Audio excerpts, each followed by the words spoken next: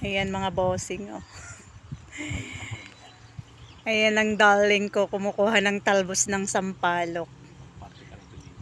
Magpaparte daw siya ng native na manok, tamang tama pang asim kanya. At habang nagpapahinga kami, ayan siya. Kumukuha ng talbos ng sampalok. Kasi nga ang gaganda ng talbos ng sampalok eh. Oh, ayan oh, ang gaganda. Green na green siya. Oh, ayan. Ang ganda. At ayan oh.